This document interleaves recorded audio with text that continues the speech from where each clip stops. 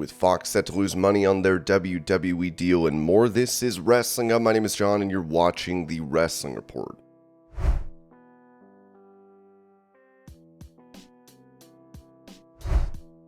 As he recently dealt with an infection that spread to his bones, superstar Billy Graham is in a better condition now, as his wife wrote. I wanted to update you on Wayne's progress as well as some issues. The best news of the day is he breathed on his own all day long. They are turning on the oxygen for the night to allow his body to rest. They're talking about possibly removing the breathing tube altogether now. One of the new issues is they had to start him on dialysis today. They said that when someone's heart stops, the first thing to shut down are the kidneys, and his kidney function dropped significantly overnight, so there's that. But we're praying this will be temporary. The doctor came in to explain to me how serious and severe the ear infection is, with the infiltration of his inner ear bones and his skull. He made his concerns very clear. Right now, Wayne is on at least 7 different antibiotics. Please pray that this will resolve this infection. They tapped 1 liter of fluid off of his right lung, so this will make breathing much easier. He spiked a temperature of 102.7 for the first time since he's been in the hospital, but that was early today and didn't return. Another blessing. I'm sharing all of this so those of you who feel led to pray for him will know his specific needs. And again, I can never thank you enough for your concern and most especially your prayers. All things are possible with God, and I believe with all my heart that he is delivering my husband from all of this. He will be home with me where he belongs.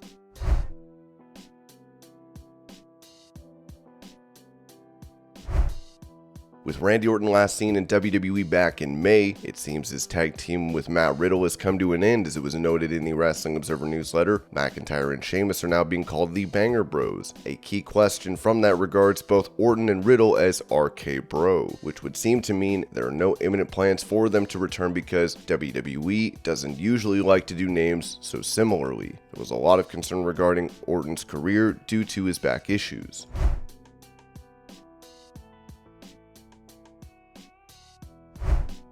When asked about Mercedes Money's departure from WWE, Dutch Mantel said on Smack Talk, "I was there in WWE for 2 years. Guess how many times Sasha Banks said hello to me? 0, because I wasn't in her orbit. Even when I passed her, it's common to stop, especially on your first day, to introduce yourself and say hello, pleased to meet you, or whatever. It's just a formality. But she never said hello when she saw me. Spent a lot of time in catering, remember? But she would never speak to me there. She just kind of ignored me, and I did the same to her. There wasn't negativity to it, it was just something that never happened. In the wrestling business, if you're newer to the business and there's a veteran, the newer person needs to make an attempt to say hello, not me going to her. She should have come to me by, it's been done for ages. You go into a new dressing room and you go around and meet everybody and offer a little BS handshake, but you've met them. You went out of your way to say hello, and if I can help you, let me know or whatever, but she never did, and it wasn't a big thing, but she never said hello to me."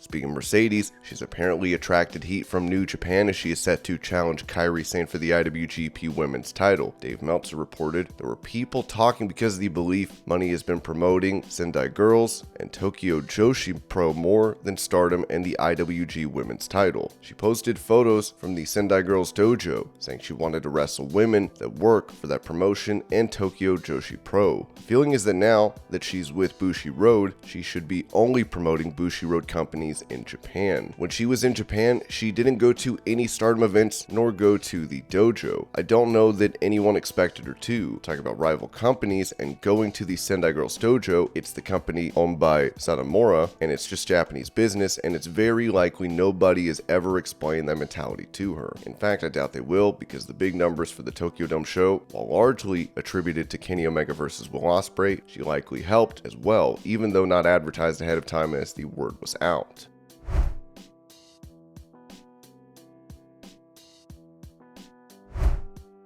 Touching on the feelings of those in WWE regarding reports of a potential sale of the company to Saudi Arabia, Meltzer noted the rumors were all over wrestling and led to a ton of concern among WWE talent hearing them. This included those working the live television tapings for NXT, where the mood was said to be very depressing as word got around during the actual filming of the show, with the belief by many the story was true.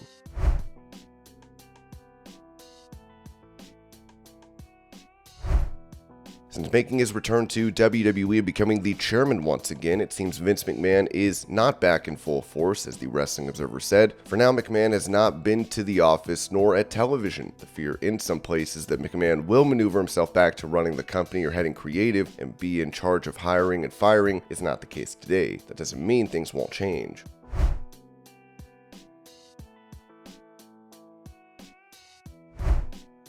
On the prospect of AEW owners potentially purchasing WWE, a report from Barron's indicated that All Elite Wrestling, the top rival to WWE led by Tony Khan and family, is in the pool of potential buyers for WWE. A person close to the potential transaction told Barron's, adding that the Khans will likely look for a financial partner to acquire the asset. Tony Khan's father, Shad Khan, a co-owner of AEW, already owns the football team Jacksonville Jaguars and the English soccer club Fulham Football Club, indicating the duo have deep pockets.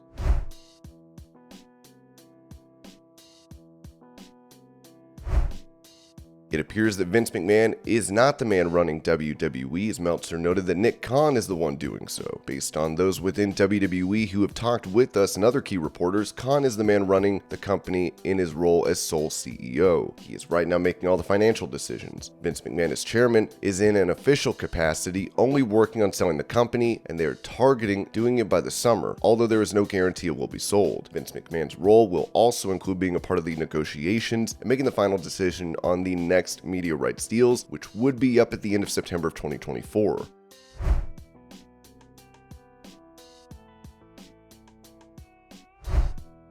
Talking about the rumors of a sale to Saudi Arabia for WWE, Ringside News mentioned, "For the record, we asked how the WWE Saudi Arabia story went over within WWE. We were told that people were straight up laughing at it for many reasons."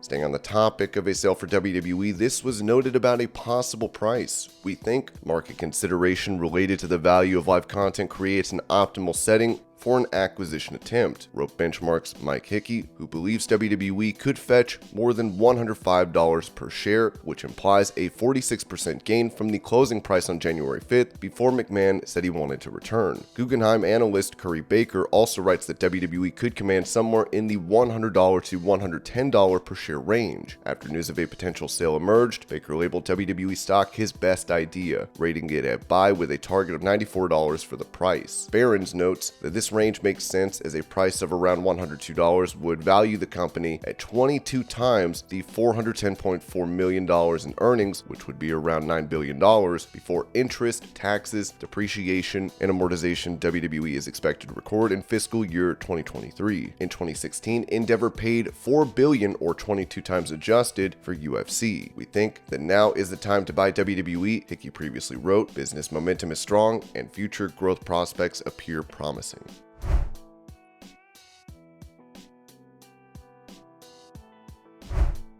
With Stephanie McMahon recently resigning as chairwoman and co-CEO of WWE, the Wrestling Observer went into detail on this, saying, "As far as Stephanie McMahon goes, last year she took a leave of absence from the company. While it was her decision, there were those in the company who did bury her on the way out and said she wasn't good at her job as chief brand officer. They also put out a story that she was forced out by Vince, although those close to her knew that wasn't the case, since she had talked about leaving for some time, dating back to shortly after Levesque suffered a near-fatal heart issue, and it was said that she was reevaluating her life. But the belief when she left the first time was that she would come back, and when leaving, retained her position on the board of directors. While not her position name, but as far as the bulk of her work, her position was filled quickly, and word was that if or when she would come back, it would be in a different role. Her leaving after assuring employees she was staying in the company, saying the same, raises red flags. Those close to the situation in WWE tried to present her decision to leave as being related to the decision last year, that after Levesque's heart situation, she reevaluated her life, wanted to raise her 3 daughters, and was wealthy enough that money will never be a concern. But she came back when Vince was in trouble. But that doesn't explain why this was a resignation, and she left the board and cut all ties with the company she has worked for since she was a teenager. It was also conceded that she and Vince did have issues in working together as family members, and Khan was a buffer who kept things smooth between them, as well as between Vince and Levesque.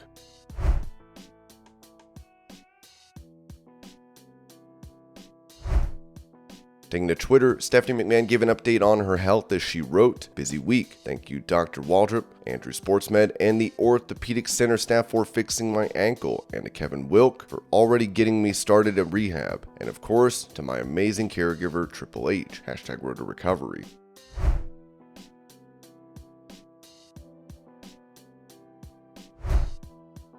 While many see Fox and parent company Disney as a potential buyer for WWE, it appears money is going to be lost on the current deal they have, as the Wrestling Observer wrote. Smackdown winning Friday for Fox most weeks makes WWE more valuable to other networks. But at the same time, even in winning the night, Smackdown still fetches the lowest ad rates of any Friday night network primetime show at $47,000 per minute. Morgan Stanley did an analysis for Fox on Smackdown and felt they couldn't justify the price tag for the show. In the 2020 to 2021 television season, Fox paid $196.7 million on the show and ended up with $134 million in losses. In 2021 to 22, Fox paid $208.5 million and ended up with $145 million in losses. The conclusion is that there simply are not enough wrestling fans to justify the kind of money Fox spent on the show, and that the number of viewers is not likely to change over the next 2 years. They estimate the losses will only get worse, with a projection of $155.6 million in losses for the 2022 to 23 season and $166.9 million for the 2023 to 24 season. Fox's deal is $221.1 million for the payment to WWE for Smackdown in 2022 to 23 and $234.3 million in 2023 to 24.